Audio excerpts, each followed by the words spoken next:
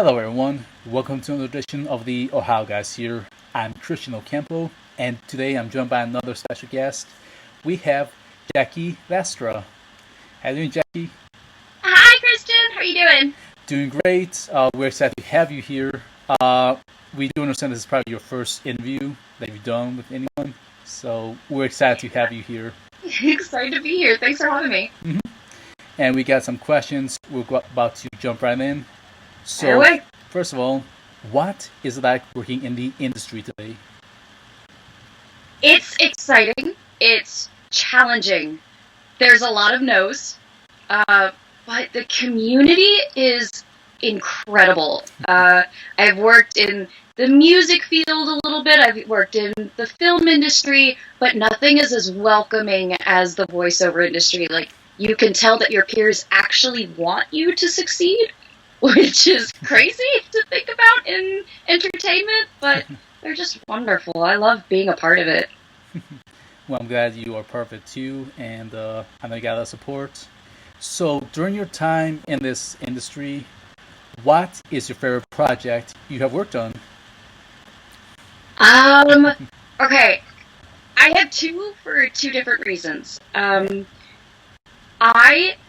Somnium Files has been incredible to be a part of, to be A-Set and to do her promotional videos every week. And A-Set's great because she's basically me on a ton of caffeine. So I can just be as crazy as I want to, and it works somehow. I think so. Some people are annoyed, but they can get over it. But my favorite project as an actor really has been Crystar, which you guys haven't seen yet. But it's coming out October 18th, I believe. And it's stepping into a character that's like a villain I never get to do. So to explore like a darker side was just, I left every session just going, yes, this is why I'm acting. This is what I'm doing. I love it. I will definitely check that one out when it comes out. All right, now to the anime questions. What was it like working on Grand Blue Fantasy, the animation? Grand Blue was my first anime, so there was a lot riding on it. I had a lot of expectations. I was terrified, but I got to work with Julie Kluwer, who is amazing, and she was very supportive and knew that I was starting out and like kind of walked me through it. And I was so happy because I got to do spells as my first anime character, and being a magical girl is like the dream role. So I was like, all right, I'm getting there. And it was a really great first experience into anime.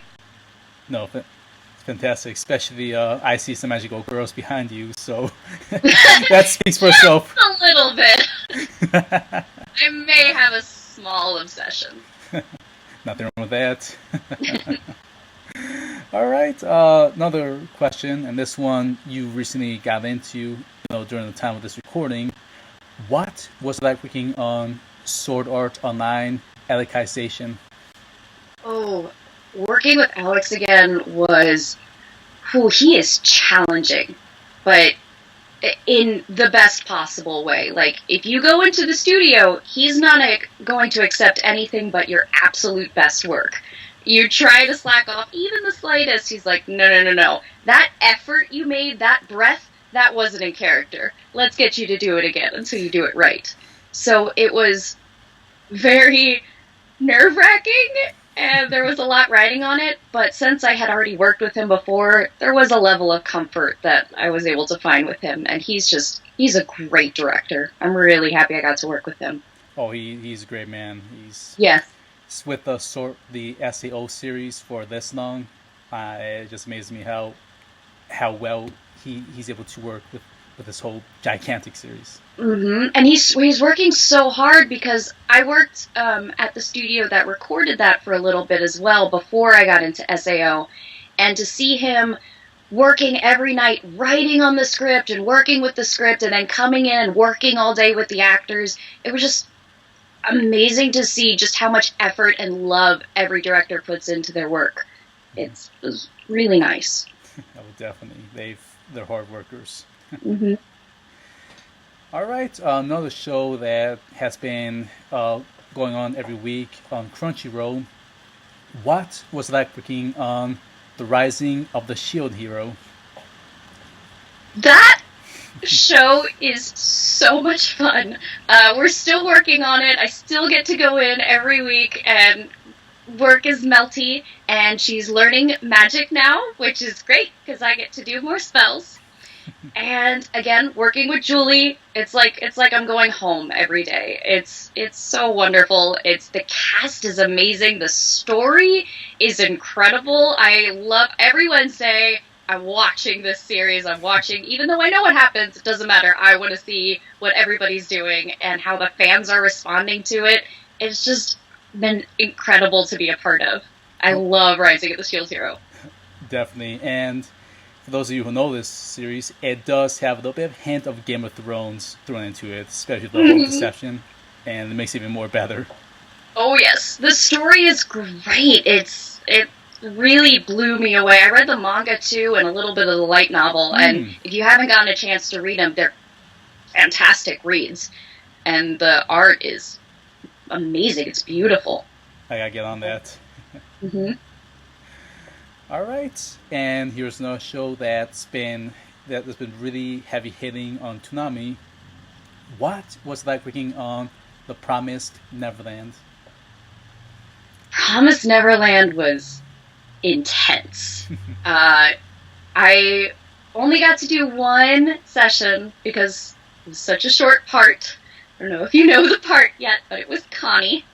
And Steve, it was great because he really wanted to get a really adorable, loving voice because they wanted you to just be attached to this character and then be crushed horribly when she goes. Spoilers, sorry. Ugh. It's not a spoiler. It's the first episode. But we had the Aniplex team was in there too, so that was a lot of pressure, but it really pushed me to like really have fun and really go for it and try to find those nice notes. Oh, definitely. And again, this show it's just packing a huge punch. So I hear nothing but good things every week. Yeah, you need to buckle in for that show because it'll hit you hard. All right, now it's time for the video game questions. So next question is, what was like working on Crystar? Well, I talked a little bit, but Crystar was fun. I got to do a voice which I've never done before, and when I was auditioning for it, I was just like, I'm just gonna try this. This is really weird, but it kind of resonates with me, and they seem to like it, and it worked, and I hope it worked. We'll see how people receive it, but it was very villainy and demonic, and my mother is furious that I'm going to be the devil because she's very Christian. But no, it's a great story. I can't wait to play it, but I know I'm going to be crying because it's sad, but it's good. No, definitely. I'm on board with this. I'm definitely going to try it out. All right. Another video game you got to work on. What was it like working on AI Somnium Files? It's I. Everybody gets confused with that. It's actually I, which is an eyeball, and it's also an AI. So it gets very confusing. Oh. So you're not wrong. So it's called I, the Somnium Files. The date just got pushed back to September 17th, I believe, which is a bummer, but that's okay. Every week we put out these little promotional videos, or Aset does. She's this character that has her own Twitter page, her own YouTube channel, and it's very dark. It does get graphic, so if you don't like gore, I would brace yourself. But it's really interesting. They have created within Twitter like this entire alternate reality game, And if you are on Discord, they have a Discord that just talks about the theories behind it and tracks everything that they've posted on Twitter or any articles that have come out. So you're kind of, you get to live the hype with everybody else. And I've been following on that. I know a couple of the other voice actors are following on it. And we're just living the hype. We're ready for this game. I've been playing Zero Escape and trying to get into the Spike Chunsoft kind of world. And if you haven't played one of their games, it's so much fun. It's like a escape room kind of idea. And so I is going to be kind of the same thing where you're like choosing which direction you go and there's multiple endings. And so you're trying to play as the main protagonist is Kaname Date, which is Greg Chun, which he played. It's amazing. And so you play as him trying to save Aset and save everyone and try to find who's the murderer. But it's been an incredible ride, and I really hope it doesn't have to end, but I know it does eventually. But right now I'm really enjoying the videos and enjoying everybody responding to them. It's been amazing. Yeah. I'm really happy, and I'm really looking forward to playing the game in September. I will also add that to my list as well. You're getting a pretty big list now. I am. Oh boy. Alright, so since really gone through all these great shows with some awesome characters, it's time for a fun question we like to ask all the voice actors. If you could be any character you have played in real life, who will you be? And you can mix and match.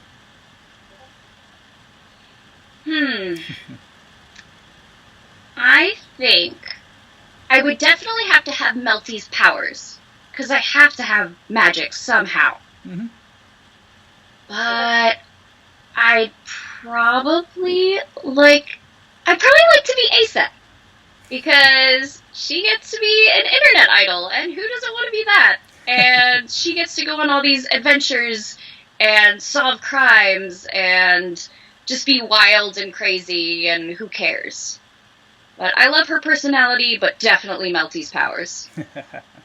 So yeah, so far everyone else is kind of in danger and dying, so I'm gonna go with those two because they seem to be safe. No, definitely.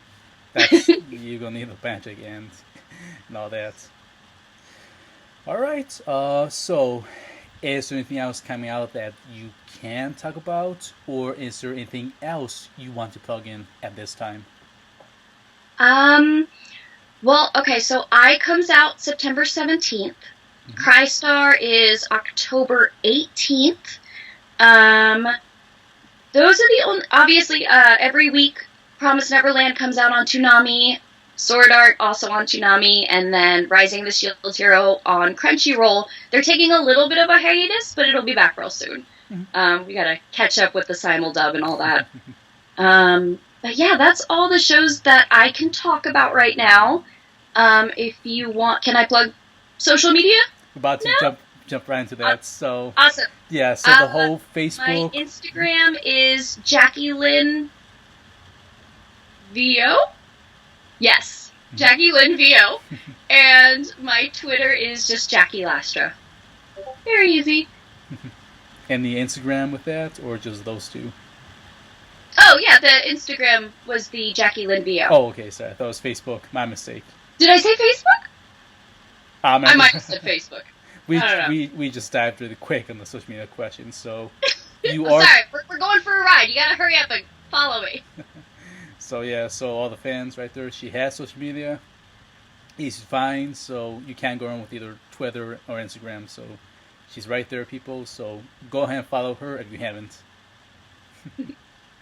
Alright, well that concludes our interview.